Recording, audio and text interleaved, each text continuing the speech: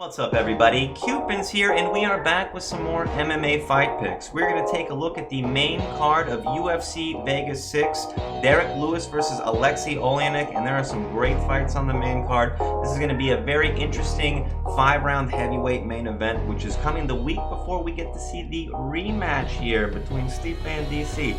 I'm excited for this one. We have 5 rounds for it, although we probably aren't going to need 5 rounds for the main event. But let's take a look at what else is going on the card here. We have a co-main event between Chris Weidman and Omari Akhmedov. We have Pitolo taking on Stewart. We have Kunitskaya returning against Julija Stoliarenko, who's making their UFC debut. And then we also have Dariush versus Scott Hot Sauce Holtzman, who's going to get a chance to enter the top 15 with a win over Dariush if he can do it. But our guy Benny is pretty good.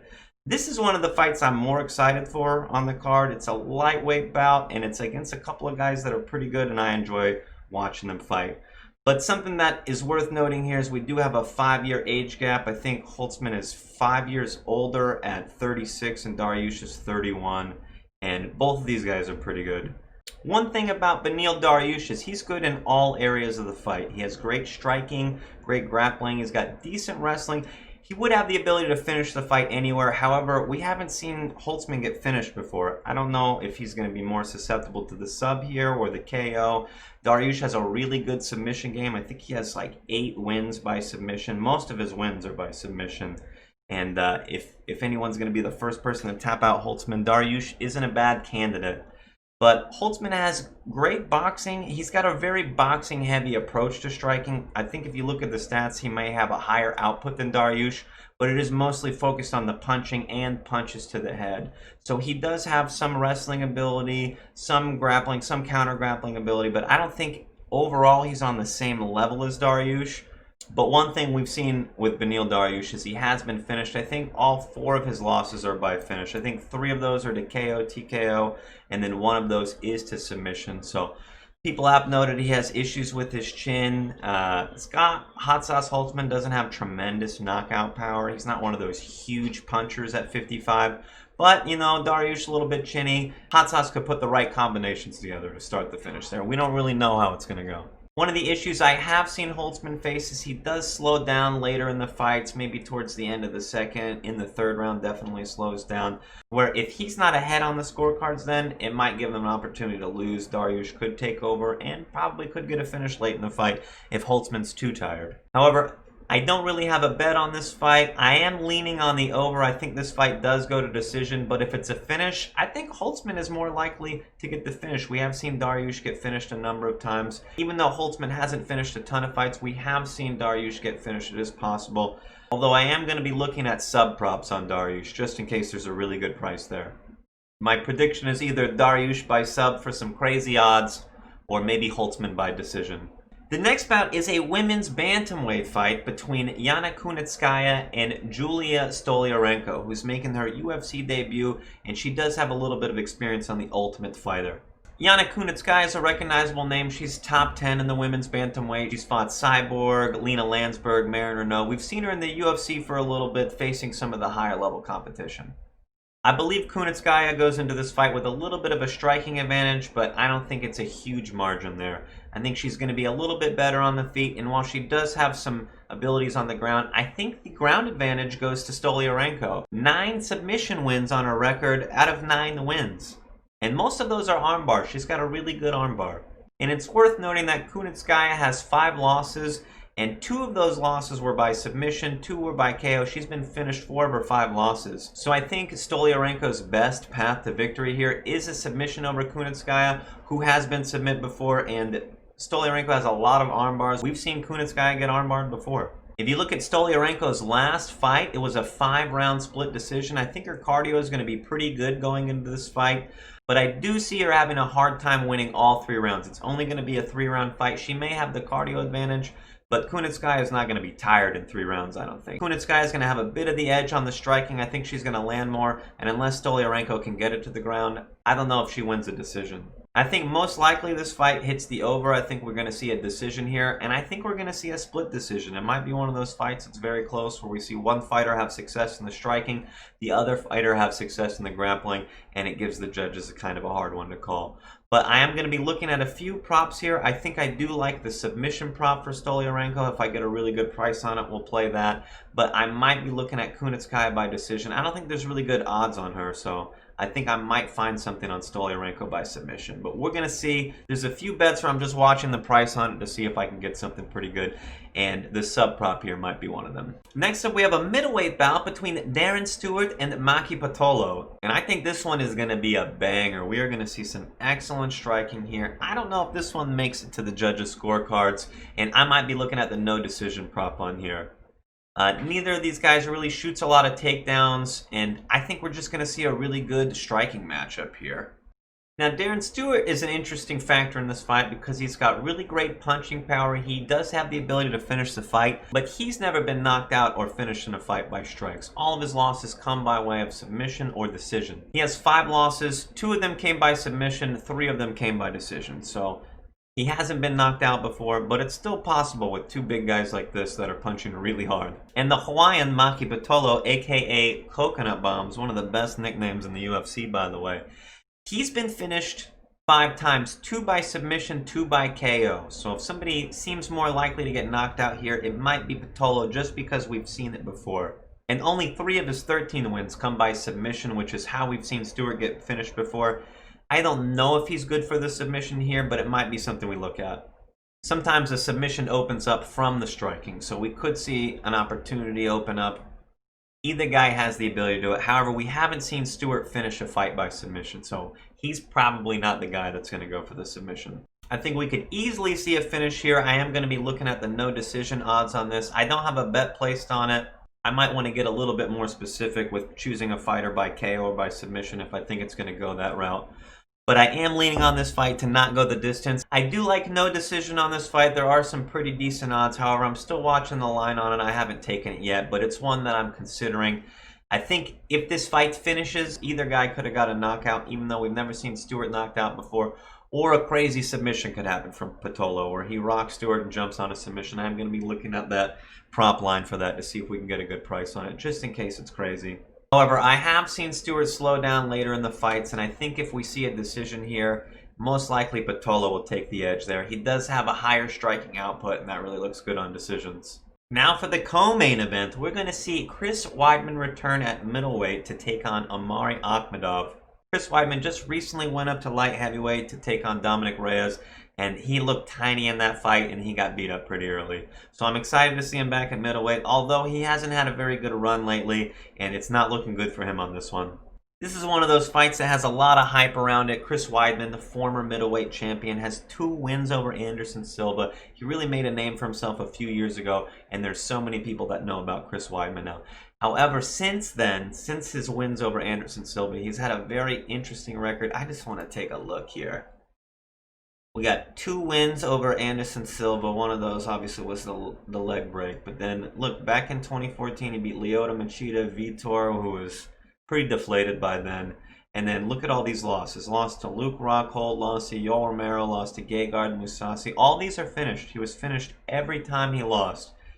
He was able to finish Kelvin Gastelum at middleweight, but I've said this before, Kelvin Gastelum is a welterweight that just can't make weight. This was a fight that Weidman should have won, and he did win. For Weidman here, it might be a little bit of a do-or-die situation, where he's coming off of 2 losses. He's lost 5 of his last 6 fights, and all 5 of those losses were by finish.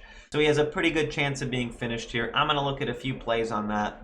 And Akhmedov's on the other end of the spectrum here. He's won 5 of his last 6 fights, and the one that he didn't win was a draw, so he could have won. But all of those fights went to decision. Quick look at Akhmedov's record here. He was finished 2 times at the welterweight, and then it looks like he moves up to middleweight here versus Vettori, and then hasn't been defeated since.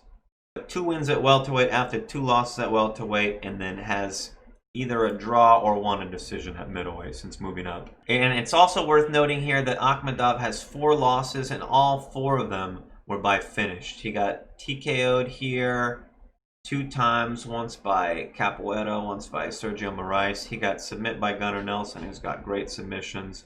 And then I believe his other loss was another submission at middleweight. And this was a 2 5-minute rounds. It wasn't even a 15-minute fight, and he got finished in 10 minutes. But this was back in 2010. All of his losses are by finish. He is fighting at a Dagestan, which for some people, that just adds points. So just to reiterate, Akhmedov has only lost once at middleweight. That was back in 2010. And Weidman just seems to be on a downhill ride in the last 5 years, not having any really impressive performances or huge moments in any of those fights, and losing a lot of fights where he got finished. So normally when you see a guy who has 5 of his last 6 fights where he lost by KO, TKO, normally you look at the other guy to finish the fight by TKO. But Akhmedov's not one of those heavy punchers. He doesn't punch as hard as any of the guys that have finished Weidman recently, I don't think. However, Weidman's chin is very questionable lately, so even if you're not the biggest puncher, I think you could still knock out Weidman. Omari has a good chance of finishing the fight. I think a lot of people think this one is going the distance, so we could see a judge's scorecard here. And I really don't know who I like on the scorecard here. I think one of the things about Weidman is he has decent striking, decent output, but he's got good wrestling. And I think Akhmedov might have the wrestling advantage here, even though he might be a little bit smaller than Weidman. He used to fight at welterweight. Weidman has a fight at light heavyweight. He's a pretty big middleweight. I think he might have the advantage, but I think that advantage is going to show itself after the first round, after Weidman is a little bit tired. So I am leaning on Akhmedov to win this one. However, I'm just watching that line a little bit. I see it's jumped all the way up to plus 115. I think if I see it get a little bit better, I might end up taking it. Or maybe we'll go Akhmedov by TKO or something like that. We'll see if we can get more specific with it. So in conclusion, I'm picking Omari Akhmedov here. I'm going to watch that line before I actually place a bet. I don't know how big I'm going. I like the fight. I like that I can get him at plus odds here. I think he has more ways to win the fight. This is a very losable fight for Chris Weidman. And like I said, this is a do or die fight for him. You don't often get another fight offered you in the UFC after 3 losses. So this is an important fight for Weidman. But I just don't know if he has it anymore. I would like to see him win, but I think Omari Akhmedov has too many ways to win in this fight. And finally, the main event. This one is going to be awesome. This one, I know it, is one of those fights that's going to make my balls hot. All right? If you don't take your shorts off or your pants off at the end of a Derrick Lewis fight to cool your balls off, you're not a real MMA fan. I don't know how to break it to you. But here we have a 5-round heavyweight main event with 2 guys featuring cardio issues. This is going to be interesting. I don't think we're going to see the end of the 5th round, and holy shit do I not want to. Could you imagine what a 5th round between Lewis and Oleinik would look like? 2 strikes thrown total. I don't know what it would look like. It would be terrible, but I wouldn't want to see this fight go into the 5th round. And if you look at the no decision prop on this, it's like minus 700 for it to not go decision, which it's very likely for that to happen, but I don't know if I'm going to play a minus 700. This fight has an 8-year age gap in it. Oleinik is 8 years older than Derrick Lewis, and Oleinik has been fighting professionally since the 90s, bro. Since the 90s, this dude's been fighting MMA. Before people even knew what the fuck it was, he's been fighting in MMA and winning. Oleinik is a little bit smaller for a heavyweight. He usually weighs in around 225, 230, which means he just walks into the cage ready to go. He doesn't need to cut weight. Derrick Lewis is one of those bigger guys who might need to cut down to heavyweight. I think sometimes he can blimp up over that 265 limit and has had to cut weight down to 265. So we are going to see a bit of a size difference here. Derrick Lewis, the Black Beast, is going to be a little bit bigger in here. He's taller for sure, but he's just going to be larger overall. Now, as far as the striking goes, Oleinik isn't too powerful on the feet. He doesn't have that one-punch knockout power a lot of these heavyweights do. He doesn't hit nearly as hard as Derrick Lewis does. But our guy Oleinik here has a ton of wins by submission. I believe it's 46 out of 59 fights that he's won. The boa constrictor, the name holds true, has so many wins by submission. It's going to be really interesting to see if Derrick Lewis is able to fight that off. And Derrick Lewis has been submit before, but it was by Daniel Cormier, and it's a rear naked choke. That's one of the best wrestlers on the planet taking your back, which, I don't know, man, that could happen to anybody. A huge factor here is Derrick Lewis has some of the most power in the UFC. He's one of the hardest punchers in the UFC. If he hits you, it's going to hurt. And Oleinik has been knocked down, I think, KO'd, TKO'd 7 times total. So Derrick Lewis's biggest path to victory here is that knockout. Can he land his punch? Can he finish the fight on the feet?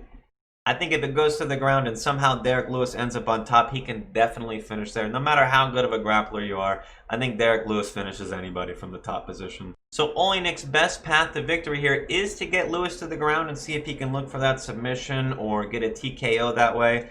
However, Lewis actually has pretty good counter wrestling. He's not the easiest fighter to take down. He's a huge guy, he's very powerful, and he doesn't go down easy. I think that size advantage is going to help him fight off some of the takedowns early, but eventually if Oleinik doesn't gas himself out on trying too many takedowns, he should be able to get it later in the fight. However, if he doesn't have any success with the wrestling early, it's not going to look good for a takedown later in the fight. Now, this one is really hard to pick, and there has been a lot of line movement. If you look at the betting odds, I think Derrick Lewis can finish the fight in the first 3 rounds with punches. I think after that, it's questionable. I don't know if we'll see after the 3rd round. However, he did go 3 full rounds with Francis Ngannou, but that's a fight where both guys are a little bit trigger shy. For Oleinik, I think his best path to victory, he might be able to win a decision here, but he's probably going to be looking to finish the fight on the ground, most likely with a submission, and we're going to really see how Derrick Lewis's submission defense works on a guy like Oleinik who's going to be looking for it. I think I do like Oleinik to win by submission here. I think there's a pretty good price on the prop there. I might end up playing that one.